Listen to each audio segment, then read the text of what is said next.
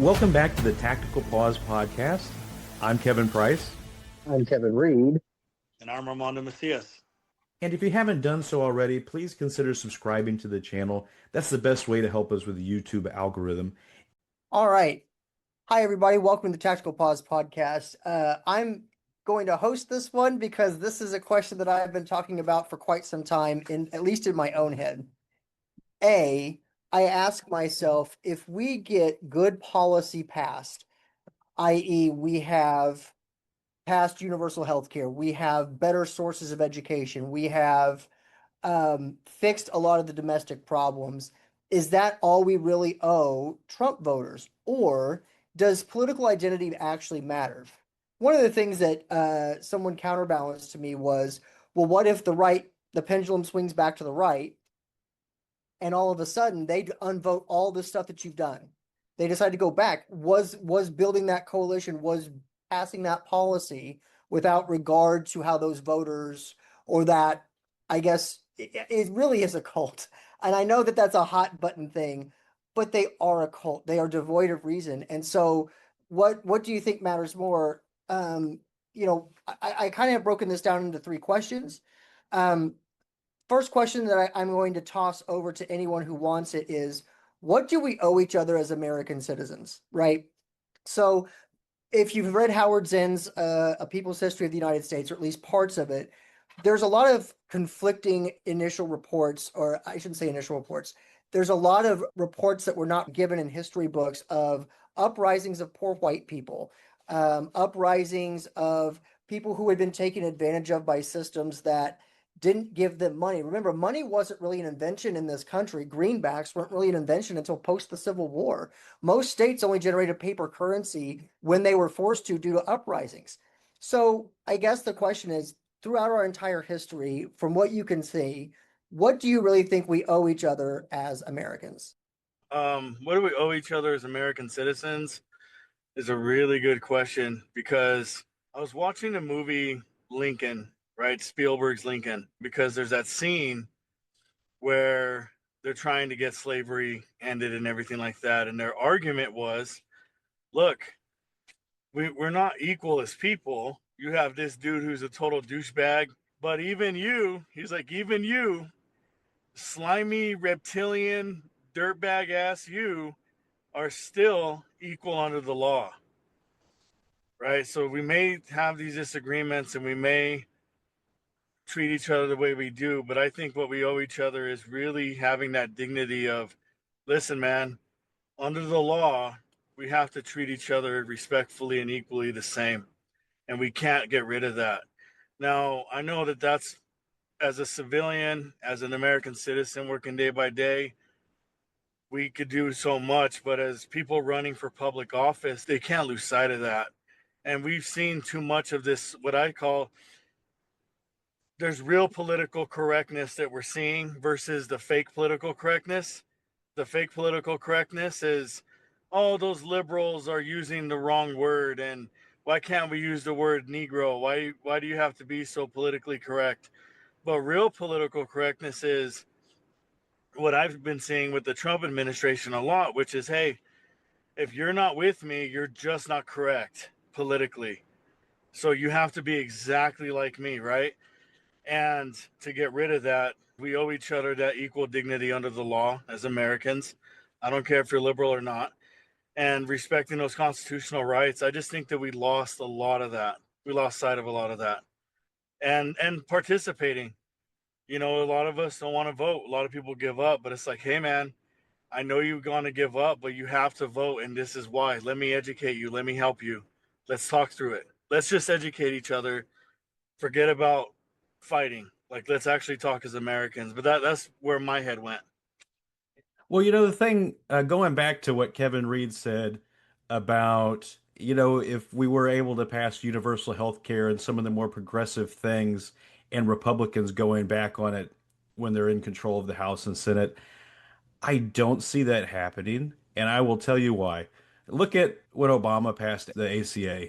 And look how hard it has been for Republicans to go back on that. Now, Affordable Care Act was just a Band-Aid. I think everybody on this podcast is for universal health care.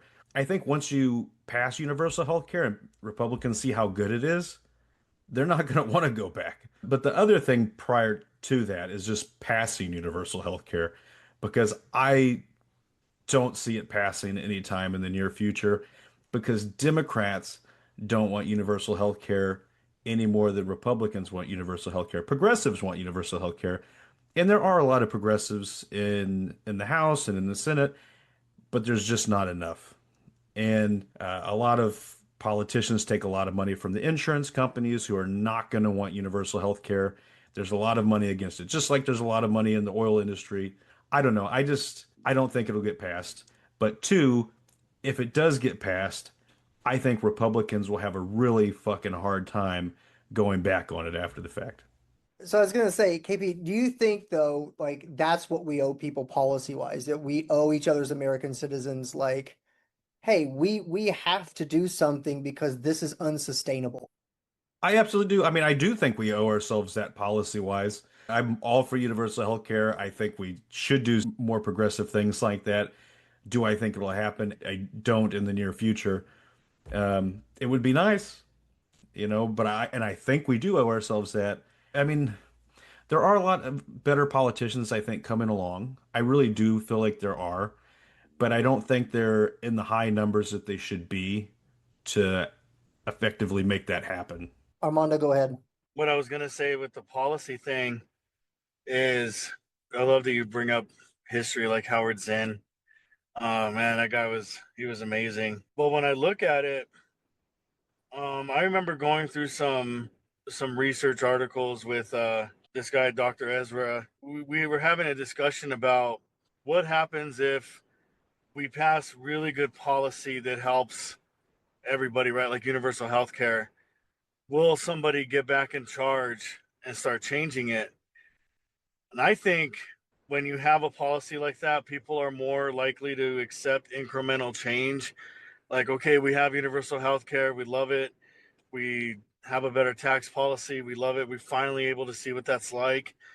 And then going forward, I think people will be more likely to say, okay, we could tweak little things here and there, but I don't know if they'll just get rid of it and go back to something else. But I think that after FDR and the New Deal and all of those great things that took us out of the Depression and everything like that, I think the one thing that really kicked in was the money in politics issue that started to change everything with overturning, Citizens United.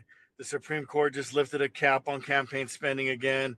I mean, I think once that is there, man, it's making it really an uphill battle to even begin. I think that leads us into our second question here. The majority is not who's ruling the country right now. It really is the people who own the things, which, if you follow history, is not different from when it was in 1787 when we ratified the Constitution. It might be 1789, one of those. Um, but we are the majority. We are the what would be called back in colonial times either the middlings, people who are artisans who do things, but we would not be considered wealthy enough to vote in many places until probably about 1877 when a lot of things started changing in the United States. So the question that we have to ask ourselves is as we start to, as Kevin Price said, better candidates are coming along. We're getting more engagement with younger generations, younger than us, which is really good to see. The question is what do we really owe the minority post-election? So I'm kind of also thinking back to that episode, KP, that we did with Fair Vote, where she was talking about proportional representation. That would probably be a one way to address it. But I think, like, collectively, you see the candidates who are just toxically bad, regardless of party. They're coming on just like, I'm going to get Donald Trump in a jail. And you're like, are you? We're like, we're going to make sure that the woke liberal media doesn't come to Alabama. You're like, oh, but they're not, right? It's all just pejorative crap. So, and here in Missouri, we have, a couple of Congress people who held town halls, famously Mark Alford, who, when a veteran who was a federal employee who lost his job to Doge, just blithely told him, God has a plan for you. Well, then what the fuck is your job? So as we start to turn those tides, what do we do when we become the majority, and how do we, in your minds, erase the toxicity of campaigning and make politics actually collaborative and sustainable in the long run?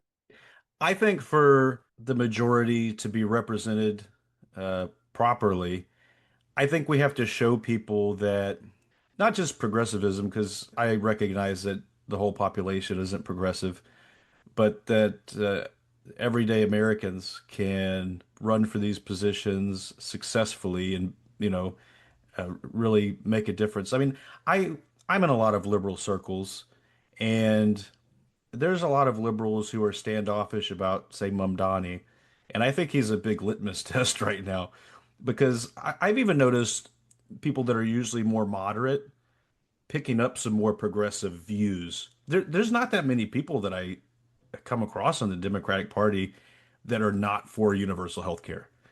It wasn't always like that. Moderates were not always for universal health care, but they're starting to become more open to those types of things. I was a little worried when Mamdani got elected, not because I don't like Mamdani, but he had a lot of bold policy ideas. And I was like, man, if he fucks this up, people are not going to forget.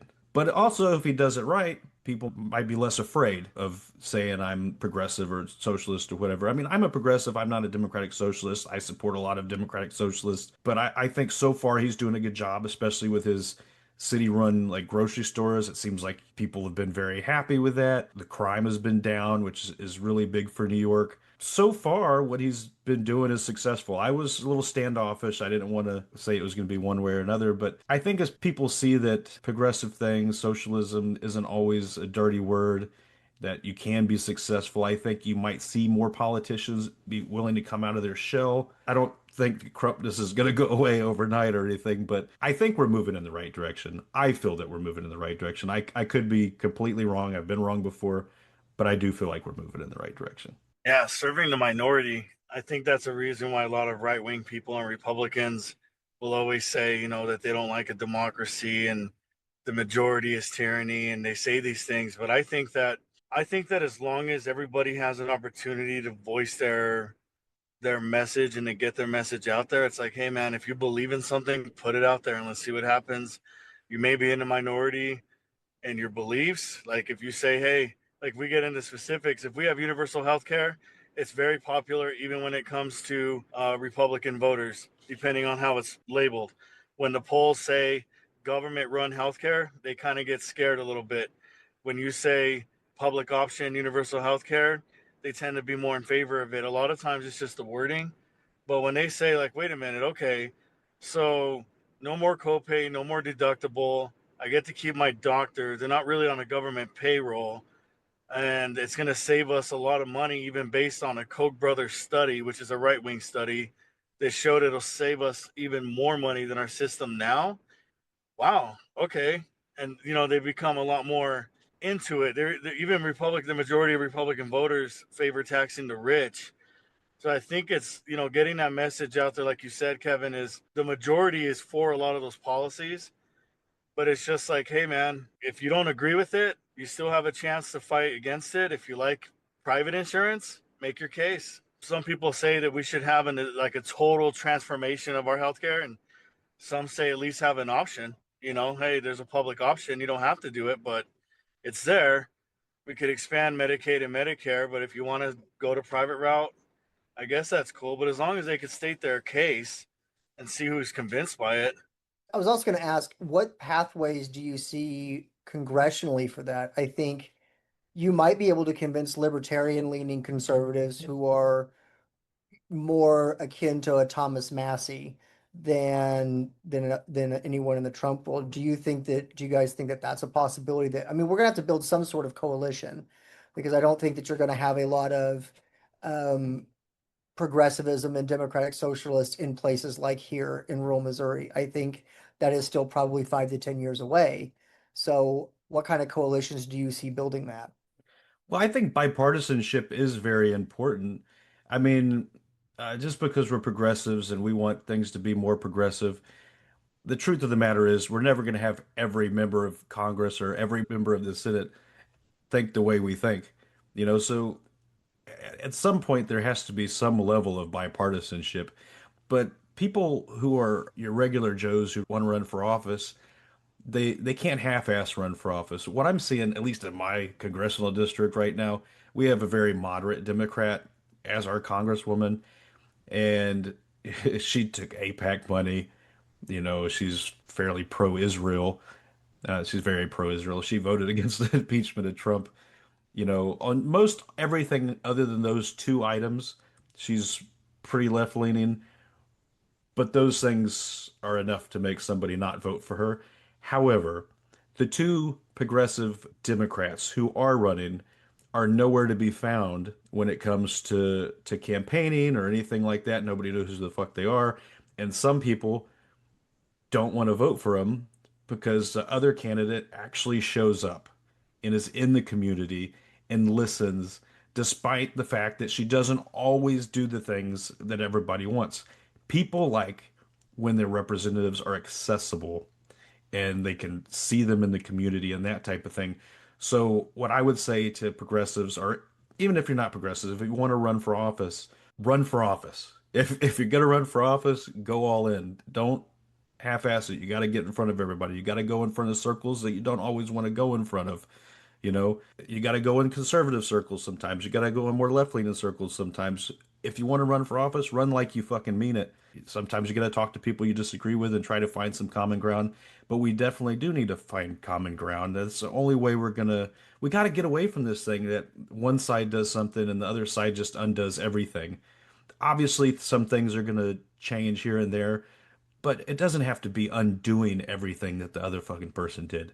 I don't necessarily agree with it when Democrats do it either. If something fucking works, it works. Hey everybody, Kevin Reed from Tactical Pause here. One of the books that I use as a source of information for me is Jared Diamond's Collapse: How Societies Choose to Fail or Succeed. One of the things I like about this book a lot is Jared Diamond gives you real world examples of how societies either adapt and overcome their challenges or they don't. And those examples are very well documented, and he weaves a very good anthropological story, which is still very true and it's historically accurate, but it helps define why societies either succeed or fail. And in this current moment that we're in, I find this to not just be a very prescient book, but one that you can get to help make your own decisions and help you see the same things that we do here on the podcast. If you like, you can get it on Amazon. This is a hard copy because my wife loves me and she knows that I like books with a hardcover. And this is $14.97 on Amazon. So you can click the link. You can download the book on Kindle. You can get an audiobook, or you can get it paperback or hardcover. Yeah, man. I think, and I agree with that because it's wild that we have politicians that really are not taking it to the voters and listening to what we have to say as voters. There's this weird thing of like, they get a microphone. It reminds me of Machiavelli's The Prince, right? Like you get a guy who's got a microphone, he's trying to be charismatic, and all he's doing is talking to the voters and talking at them. But you never see them give the voters the mic and be like, yo, what do you want? Like, what's your experience with somebody getting sick in your family? Like, what happened? Oh, shit, man. I got bogged down with bills. I had to go to bankruptcy. It's like, well, that's the number one reason for bankruptcy is medical bills. Like, yeah, man, I'm a Republican, but I had to go through it too. It's not like they have a bias toward me, because I vote right wing. I still had to pay those bills. Like, exactly, man. And what about you? And then you start talking, listening to the voters because you're like, dude, how is it that something can have 80% popularity when we ask them, but politicians will like never fight for it? It's like, dude, that issue has 90% favorability, and I haven't even heard you fight for that. There's so many issues that are bipartisan.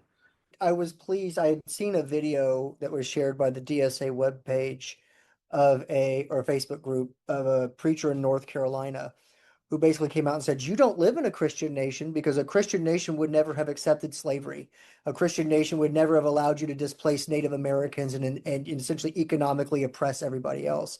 I do think that what you're seeing in this era is a lot of people who became very complacent through convenience and everything became almost performative, now taking the gospel back in some ways and speaking out on this almost self-absorbed sort of idea. And I think that's also another sign that you see that like the greater American empire is starting to retrograde back. Obviously, we've talked about it before, and there's a couple of good books we've plugged on the show about it.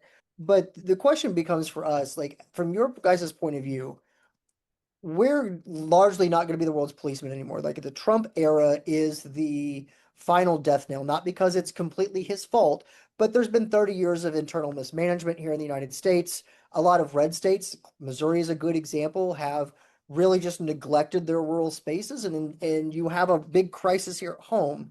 So from your perspective, what does a stable, lasting America require? A stable, lasting America. It takes a lot of coordination on many different levels. I think in that arena, I think a state government is more important, especially in those rural communities, because you're going to see issues changing that are more specific to your state. Not to say that at the federal level, congressmen and women cannot represent those areas because they absolutely do, but they do it under a much wider umbrella. And I think that's why the separation of powers is so important. And also, it gets back to the voter engagement too. What I was going to say earlier was that I think that your average voter isn't as engaged as they should be, and I think some of that has to do with education. I wish that in public school, whether it be in government or something like civics, if they brought back civics, I think it would be great to teach young people how to access their representatives. If you have a grievance about this or about that, because it does make a difference. If enough people reach out to the representatives, a lot of times it does sway the representative a certain way because they say, "Oh, damn, a big chunk of my voters say that we're not doing this in the rural community. We better fucking do it, or I better make a more of an effort." I think it's focusing it on the right level for one, but I also think it has to do with our engagement. I tend to be a little more optimistic when it comes to collapse and things like that. You know me, but I try to think that we do have the ability to steer ourselves in the right direction. Will it happen? I don't fucking know, but it's going to take everybody. I know that, or at least a majority. And a lot of people don't even know who the fuck represents them. I've moved several times in the last 5 years, but the first thing I do, and when I get somewhere, I find out who represents me. And there's several websites you can go to look up who represents you. And just Google who represents me. You'll be able to figure out pretty quick. And if you have a grievance, reach out to that person, and say, "Hey, I don't have broadband in my rural community and we need it," or "I'm a farmer and this is what I'm dealing with," or "I'm having issues in my public school system." I mean, it's not just the state level either. I mean, it comes down to the local level, like your city council members, your school board members. All those things matter, but I mean, and those are some of the times the most neglected races. Everybody votes every 4 years in the president. Well, not everybody, even then it sucks, but um, more people vote during the presidential election. And then when you have the midterms, a lot less people vote. And then there's elections that are in between that hardly fucking anybody votes for city council. And those are a lot of times some of the most important fucking positions because those are the ones that really impact you in your communities. So if you're not involved in that, you probably should be. Those are the ways that you fix these issues, whether it be in a rural community, a suburban community, or what have you. But it's going to take everybody. And so I'm speaking to the audience right now. I mean, regardless of your leanings, if you want to make a difference, then it's in your hands. It's in all of our hands. Yeah, I think for a stable America, dude, I agree with everything that Price just said. Also, I think that justice is a requirement for peace, and the least amount of justice that we see, the least peaceful things become. And so I think what people really need to see is that the system still works. Like just going to the rule of law, I think that we're constantly seeing these stories of a certain group of people that is always getting away with things. We've seen what ICE has been doing. We've seen the policing under Trump in the last couple of years. We've seen a lot of wealthy people pardoned, drug dealers pardoned, you name it. And I think there's a very sense of this uneasiness and a mistrust in the country when the rule of law is just not working.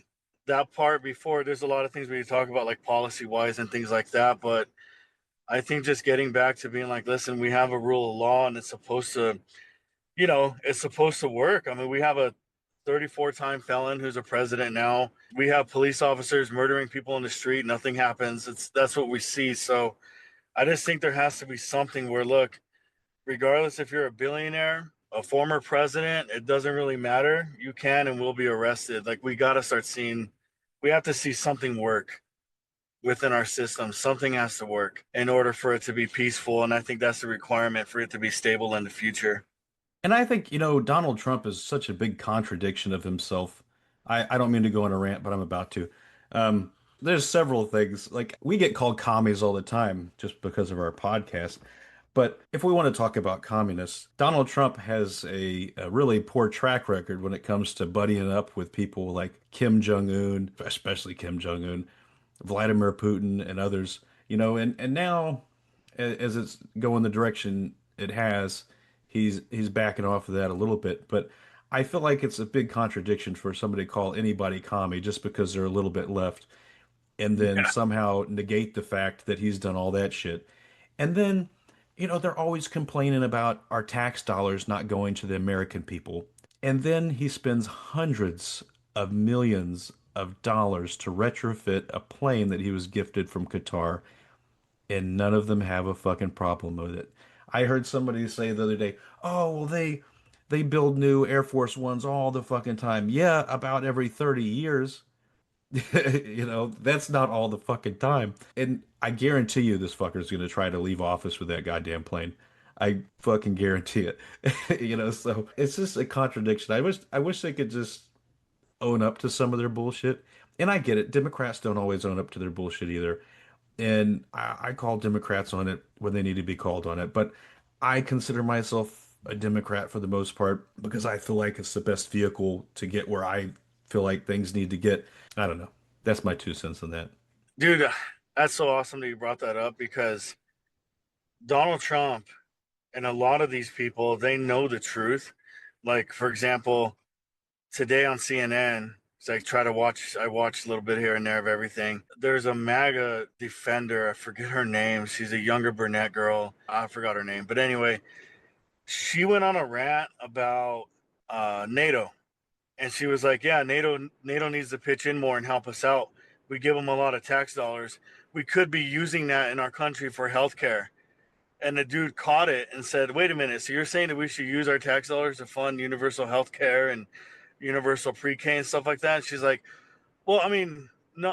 And she got busted, she got caught up, but she let it slip. Like, instead of giving it to NATO, we could be giving it to our people for healthcare and childcare and stuff.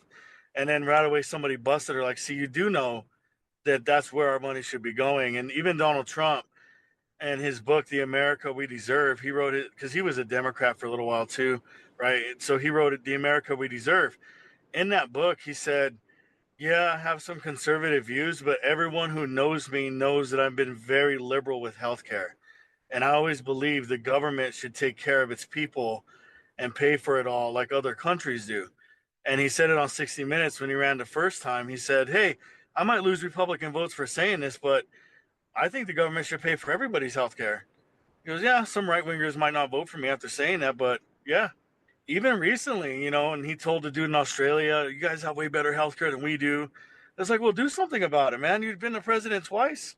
You had the Senate, you have the House, but there's so much corruption, and all that. But yeah, deep down, it's like these guys know. They know, and it's just the corruption is so rampant that the whole plane thing, dude, it's wild. I can only imagine if a Democratic president was doing half of the things Trump is doing right now. But that's just my little rant. I always feel like Trump is the best modern version of the Bolshevik Party in the fact that as long as you grease the wheels, you can do what you want. You don't got the money? No, no, no. And you pay them off. I mean, that was the thing that got Trotsky alienated was he said, you're betraying what we've done because now you're becoming the masters that we shook off. I really wish people knew their history better. Anytime that I see that, gosh, that video, that the reel that we posted of Armando talking about MAGA being a radical insurgency is still getting comments. Like it cracks me up. Like, and they all look the same. If you were to put all those profile pictures into like an AI blender, it would just be a tube that says mediocrity from concentrate. It is the worst, most idiotic people. And then, like, that's the thing that drives me nuts. This is where this questions came from. They don't have anything. Like, it's one thing if you come on the post and you're like, actually, I'd like to say this is what we stand for. But all you get is like some version of mommy's got your food ready, take your meds. You're just fucking crazy with a bunch of dumbass emojis.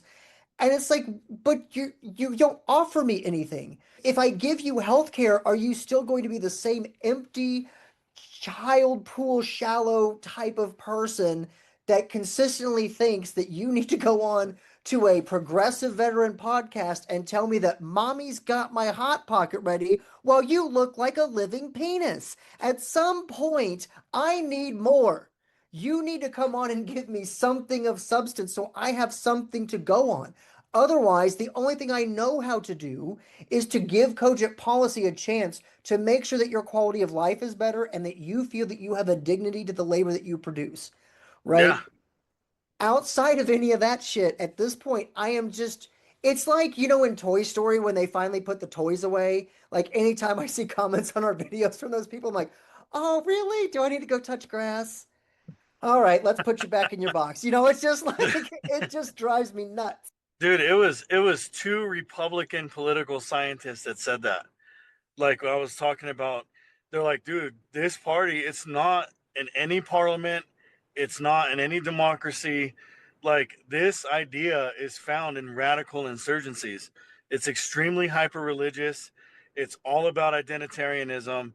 And it's all like if you're either with me or you're just not a real American. And it's like, dude, that's not even a political party anymore. It's not policy based. Like they're not saying, hey, we have to do something about the environment. They're like, environment?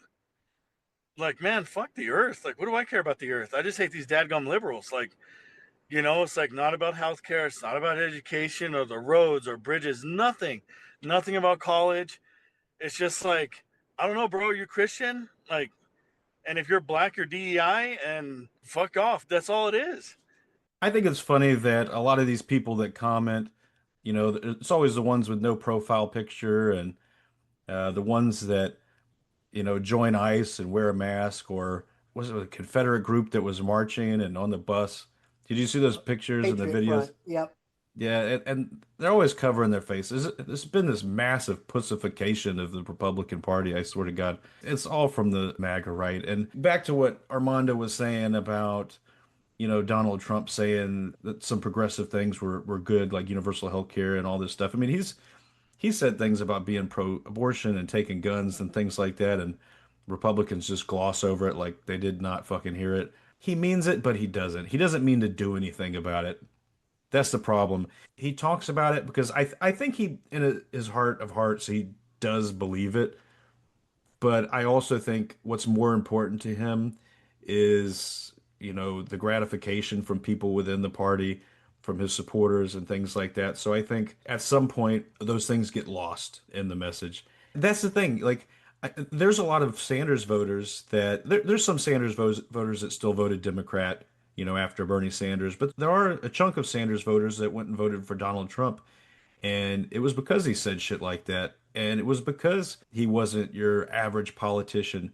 But just because he's not your average politician doesn't mean that's a good thing. It's very enticing sometimes, but it's not a good thing. The guy that wouldn't let black people stay in his condominium, that's not the guy. It's not your guy. He can say whatever fucking nice shit he is. It's the same fucking person. All right. So, with that discussion, we'll move this into the next episode. So, next episode, we're talking about policy versus identity with public schools, i.e., are public schools really serving a public good? If so, how? And does current policy standards affect the quality of education that's available to every single child in the United States? Well, it's been a great episode, fellas. Um, you know, to the audience, if y'all really like the episode and you want to catch the next one, I encourage you to subscribe to the channel and please catch us on the next episode of Tactical Pause Podcast.